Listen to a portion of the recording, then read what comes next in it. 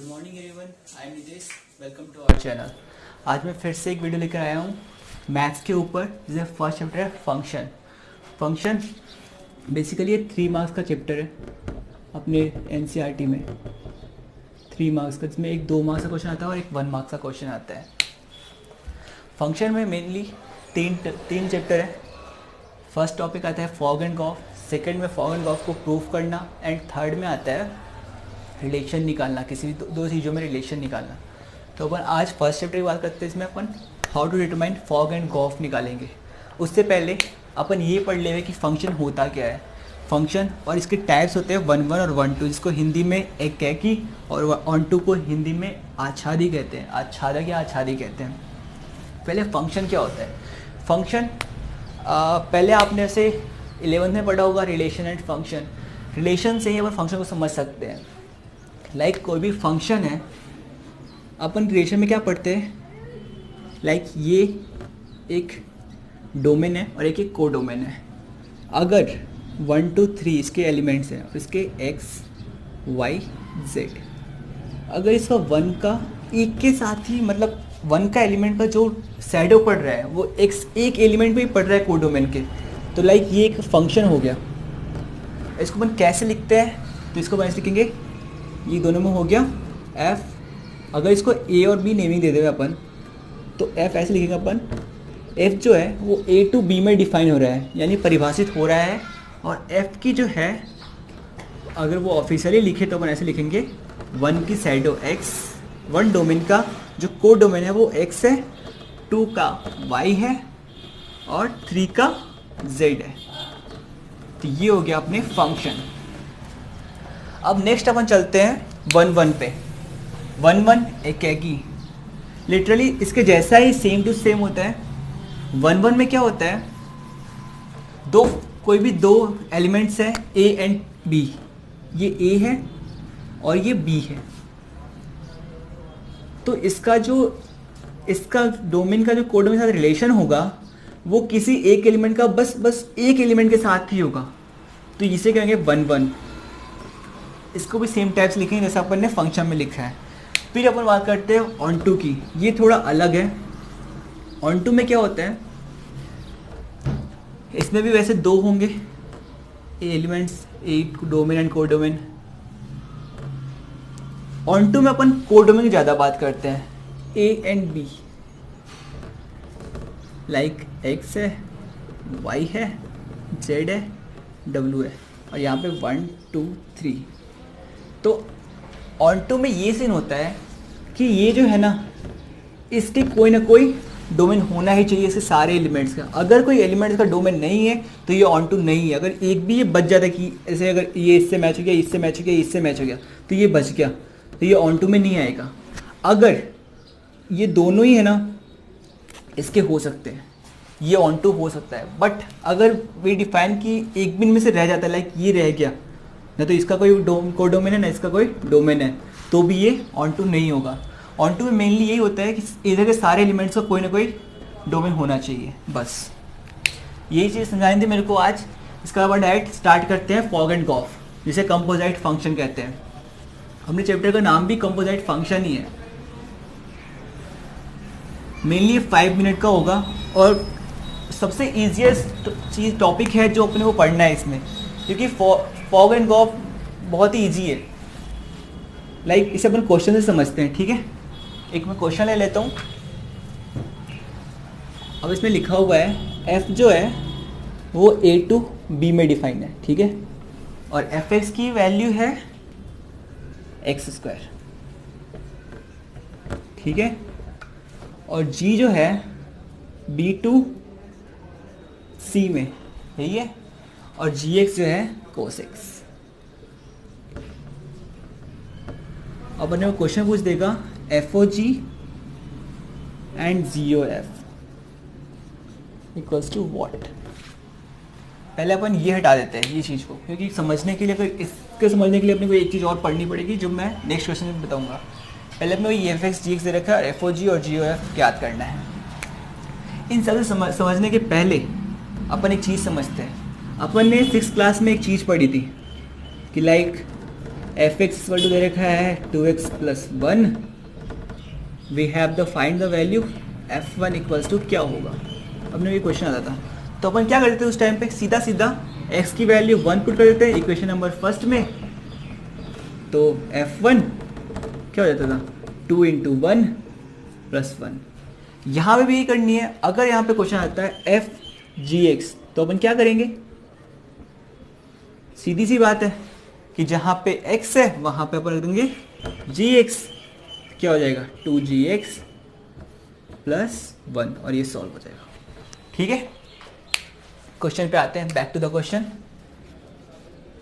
आपको जब भी क्वेश्चन को स्टार्ट करो तो उसके एक बार यहाँ पे सॉल्यूशन लिखो, फिर जो एफ एक्स रखा है जी एक्स रखा है उसको लिखना एक बार, क्योंकि स्टेप्स के नंबर होते हैं अपने।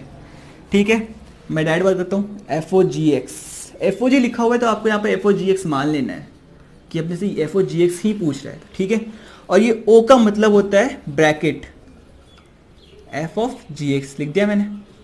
अब यहाँ पे मैं क्या लिखूंगा, बेसिकली मैंने यहाँ जैसा बताया था कि जी एक्स है, यहाँ पे एक्स की वजह रखी है तो ये क्या हो जाएगा जी एक्स का स्क्वायर। कुछ गलत तो नहीं किया मैंने, जी एक्स का स्क्वायर हो गया। अगर यहाँ पे जी एक्स नहीं दिया होता अपने को तो अपन डायरेक्ट ही आंसर लिख देते हैं, लेकिन यहाँ पे जी एक्स की कुछ वैल्यू है तो अपन जी एक्स की वैल्यू यहाँ पुट कर देंगे। तो क्या जी एक्स की वैल्यू क्या है कोसेक्स, तो कोसेक्स का स्क्वायर, ये हो गया अपना आंसर।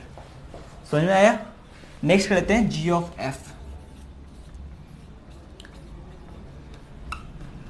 वापस जी बड़ा ब्रैकेट एफ और एक्स,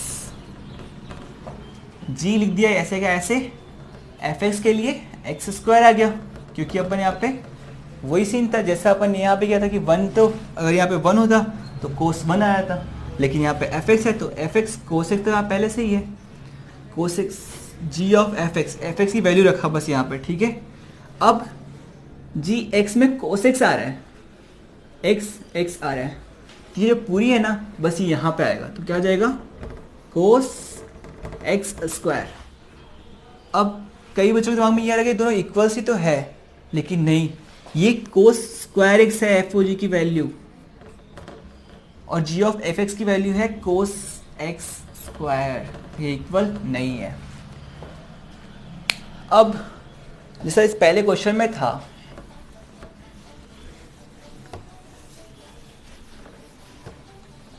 इस पहले क्वेश्चन में था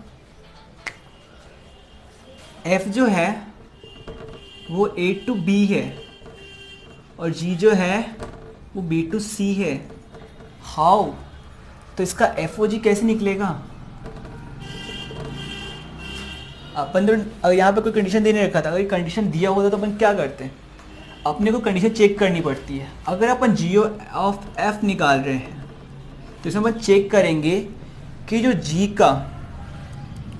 का जो कोडोमेन है वो एफ के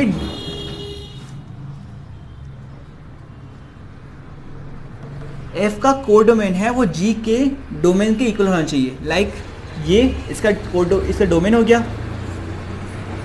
और ये इसका कोडोमेन हो गया। तो वैसे ही सिंपल इसके लिए भी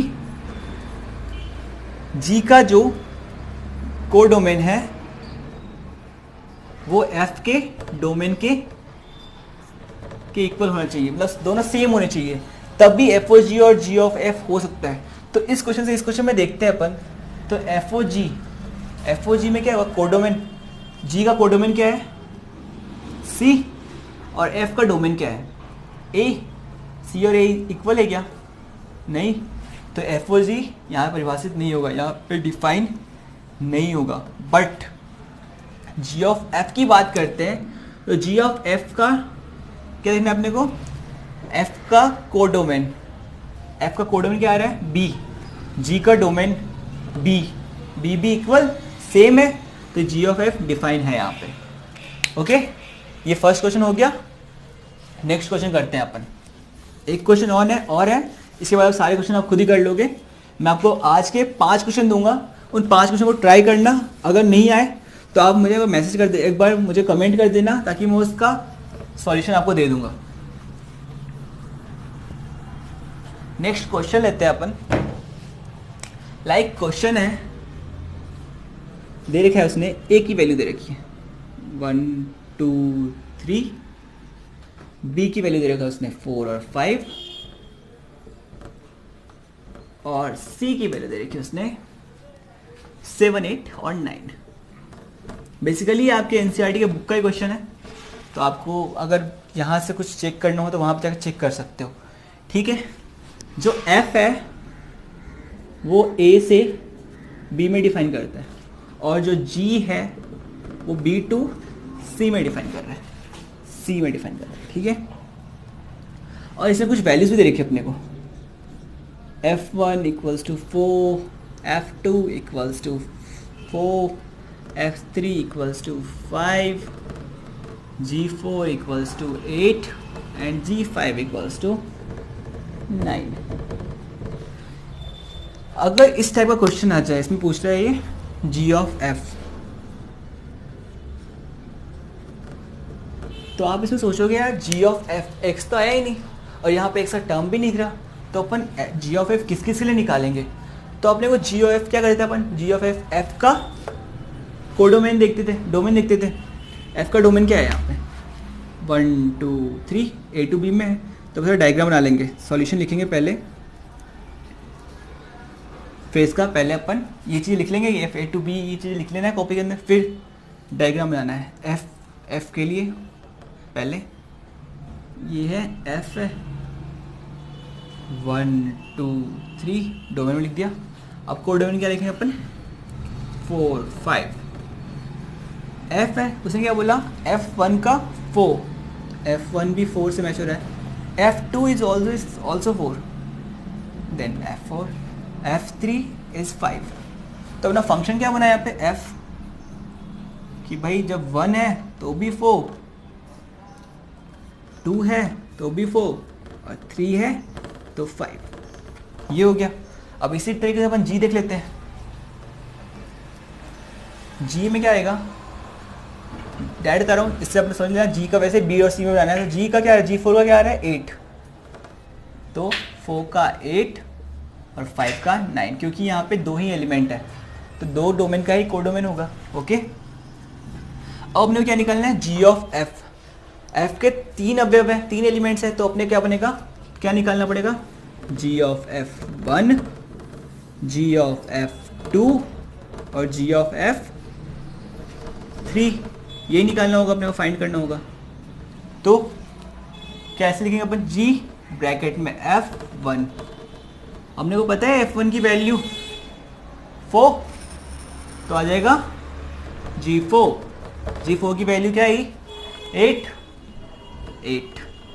इसी तरीके से G F2 की वैल्यू भी 4 है, तो same to same G4 8, G F3 की वैल्यू क्या है 5, तो ये G5 और ये 9।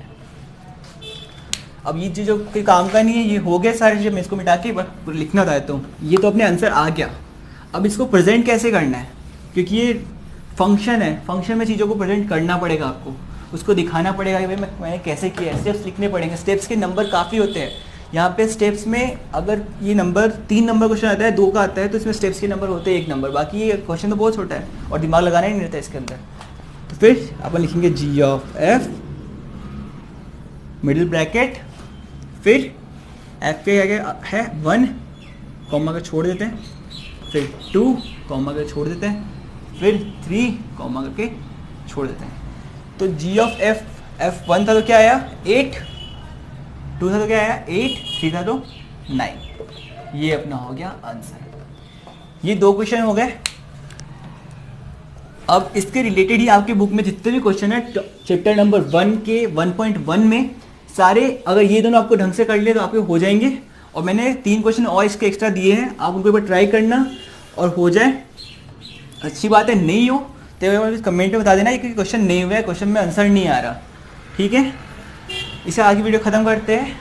अगर वीडियो पसंद आए तो वीडियो को लाइक शेयर और सब्सक्राइब जरूर करना, और अपने फ्रेंड्स के साथ भी करना जो अभी ऑनलाइन स्टडीज़ नहीं कर रहे हैं, उनको ये पता चले भाई कि हम भी पढ़ा रहे हैं तो कैसे पढ़ना है। Okay, thank you.